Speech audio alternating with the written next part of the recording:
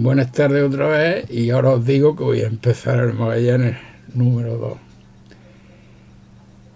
Cuando Magallanes comienza a rumbear hacia el sur, el camino que lleva es un camino por costeando África, y si hubiese querido él buscar el estrecho de Magallanes, lo lógico es que a la altura de las Canarias hubiese cogido los vientos alisios que lo llevaban derecho a América. Y aunque no los dejaran precisamente en esa latitud sur, pero sí les permitiría rápidamente llegar con mucha velocidad, porque los vientos alisios aligeraban mucho el cruce del océano, pero no, aligeraban el cruce del océano para ir a las tierras del poniente, a las Indias.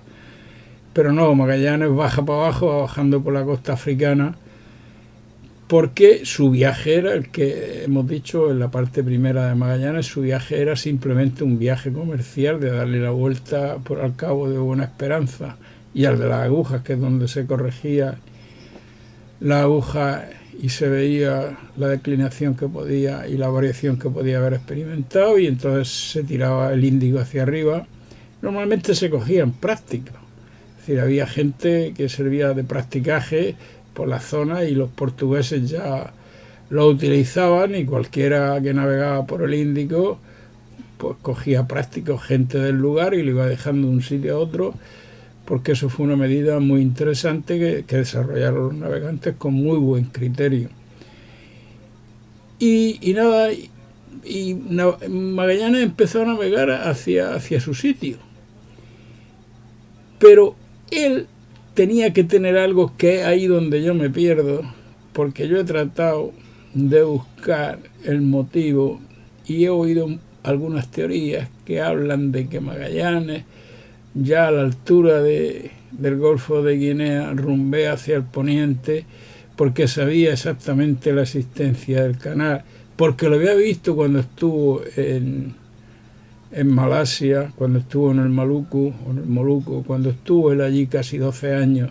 Había visto mapas chinos, que los chinos sabían de la existencia de ese paso. Eso es probable, pero yo no lo puedo demostrar.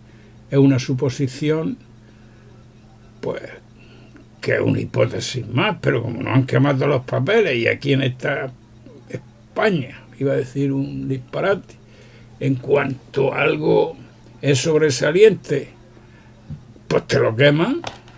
Pues no tenemos, los que nos dedicamos a esta faena, no tenemos documentos donde podamos, porque fijaros, la expedición de Magallanes, y quiero hacer hincapié en eso porque es muy doloroso, cada buque llevaba un veedor, un escribano, que tomaba fe. Cada buque llevaba su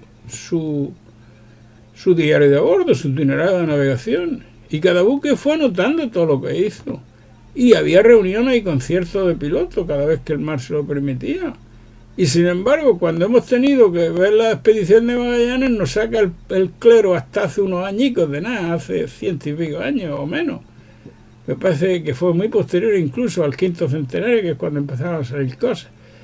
Un manuscrito ahí de Antonio de Pigafetta, que fue un sobresaliente de los que, un espía, en pocas palabras, que envió el papado para que tomara nota. Entonces todos los veedores, los 5 veedores de los 5 barcos, si resucitaran, diría, ¿y yo para qué me he pegado una panzada de mar? Si lo mío no ha servido para nada. Y entonces viene un sobresaliente. Los sobresalientes eran los enchufados.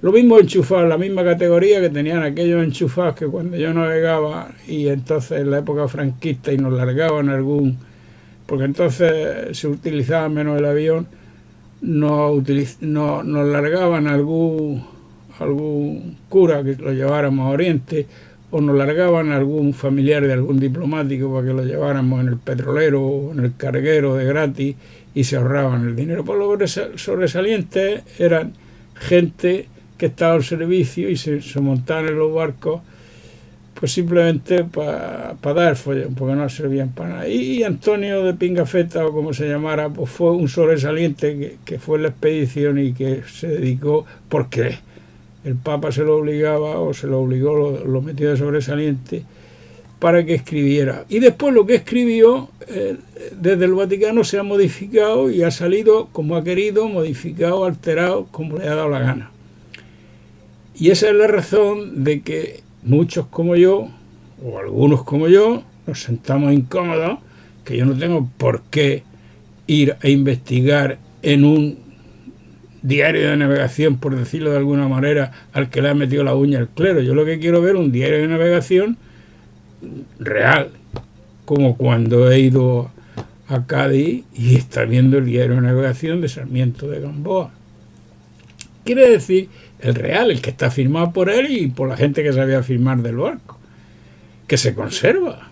Entonces, todas estas cosas que teníamos que tener nosotros en el archivo de India, guardadas, es decir, y entonces que yo pudiera ir, o cualquiera, que pudiera decir, bueno, voy a ver el itinerario de navegación, pero escrito, firmado por un veedor, por un notario que iba en la expedición, y no tengo por qué coger un manuscrito que me ha sobado en el Vaticano una gente a su conveniencia, alterándome la crónica. Y esos son mis disgustos. Nada más que eso, que para mí tiene una importancia capital. Yo porque tengo que creerme lo que me dice esa gente, si esa gente lo único que hace siempre es arrimar el agua para su sardina.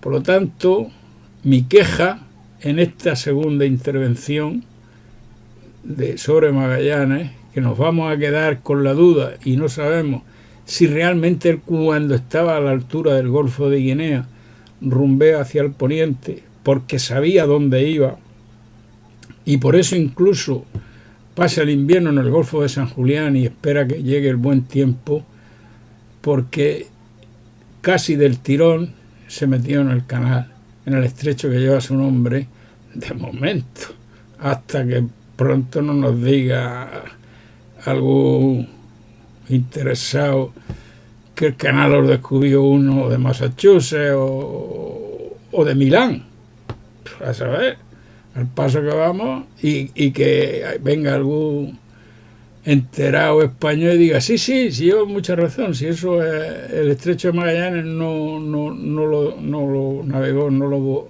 lo ni Ladrillero, ni Magallanes, ni nadie, ese simplemente lo hizo fulano de tal. Y así nos va, porque yo lo que me gustaría es, de la expedición de Magallanes, supuesto que la nave resultante final, cuando llegó a Sevilla, seguro que llevaba itinerarios de navegación de las otras naves porque era una norma y porque estaba obligado a llevarla. Eso es lo que ahí me gustaría estar barajando, y no un itinerario, una vuelta al mundo que está sobada, alterada por el Vaticano. Más claro, agua. Buenas tardes, amigos.